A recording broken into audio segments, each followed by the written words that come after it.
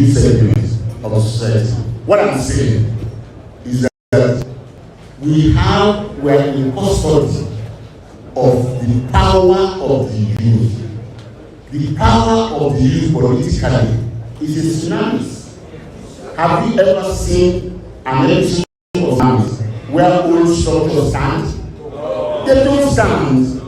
What is hitting Nigeria is a youthful political tsunami. All they are talking about structures. Their structures are old structures, and this tsunami is going to do what? Wipe it off. So do not be afraid when they see have those structures, because their structures, their defective structures, cannot stand your tsunamis.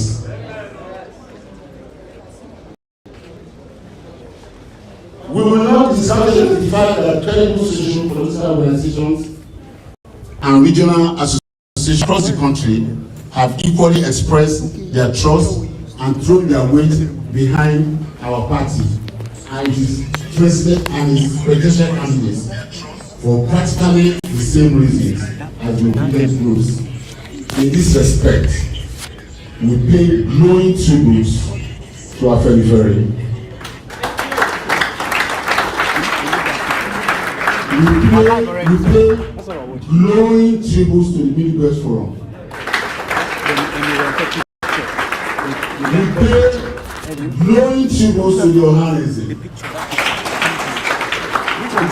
And certainly, we pay glowing tributes to the Northern Elders Forum.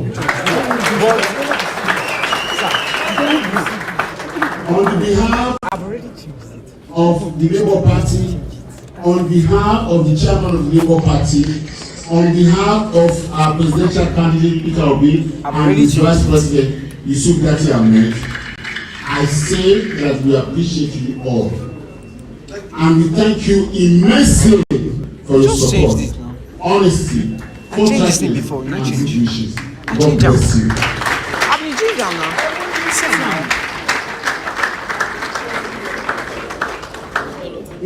Our meeting of minds with this movement is based on our shared.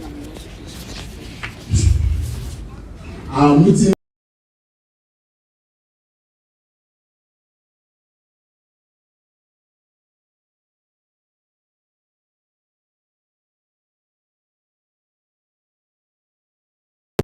that we must never, as a people and as a nation, compromise in the path of a new dispensation.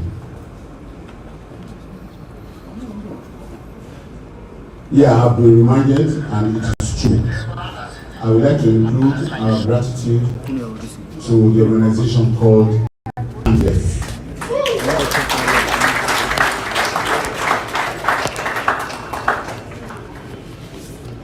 The current political renaissance and re-energized patriotism of our youth now means voter apathy is giving way, and the citizens are now firmly embracing their patriotic political responsibility.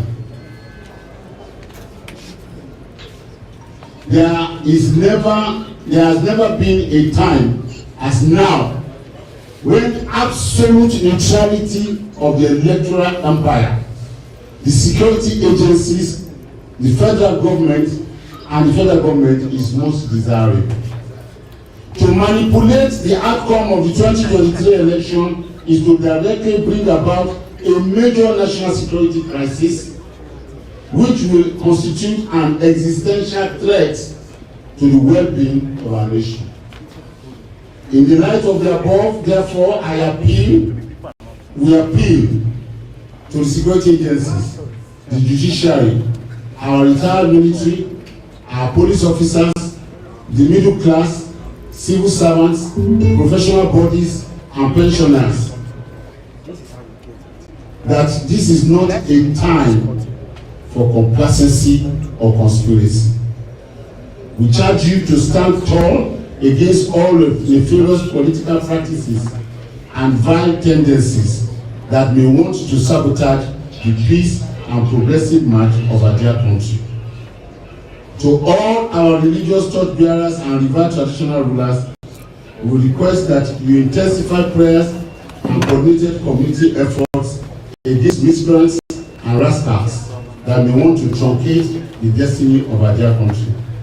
To the academia and intelligentsia, our charge is that you rise up to protect our democracy by refusing to be compromised in your ad hoc and adversary roles.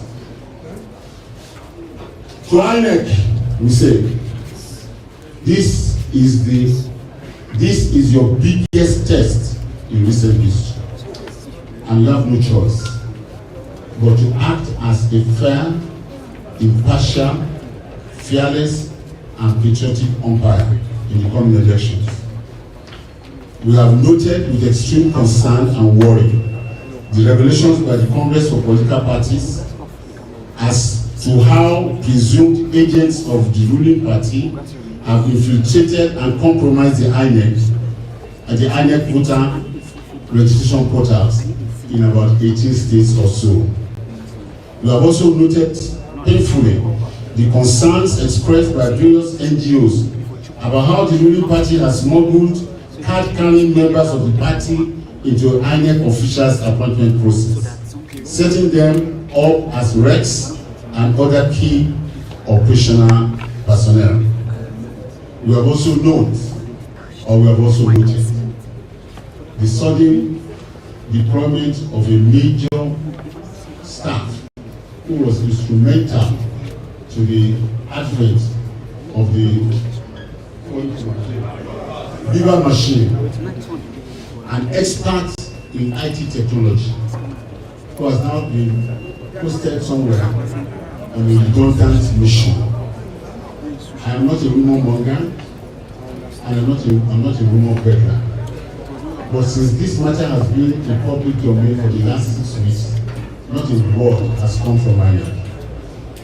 We need INEC to explain this deployment. We must have transparency, in particular because of this election. We must have transparency, and the INEC must carry the political parties along. We will insist, we are going to insist that when anybody presents himself for election and accreditation and is accredited, it does not matter whether officers of INEC are available or machines are not working. If it takes 3 days for them, once they are accredited, they shall vote. Whosoever is accredited within the limits prescribed by law and INEC for reasons that does not concern them, like Beaver's machine is malfunctioning or somebody is not available, that is not the problem of the voter. Once a voter is accredited, that voter shall vote. So if INEC writes, you can deploy voting materials at 7 p.m. and officials at 9 p.m. Once people are accredited, if it takes them 3 days to vote, they shall vote. That is the minimum that we require. It is our hope and expectation that INEC and its leadership will choose to write their names in gold and give their conscience a dose of good health by doing what is right, what is noble, and what is patriotic.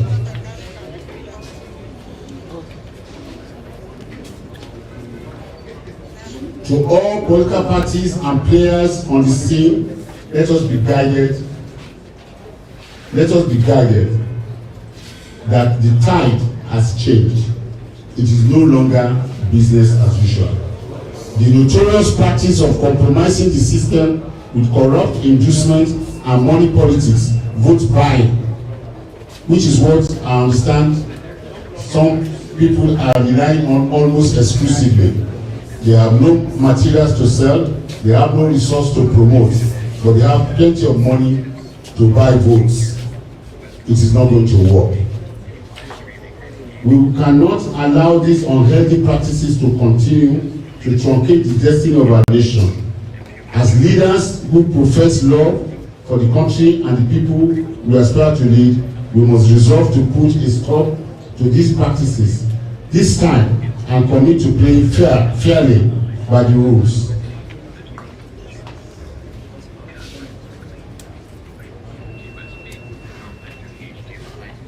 Distinguished ladies and gentlemen, this is the time you are prepared for.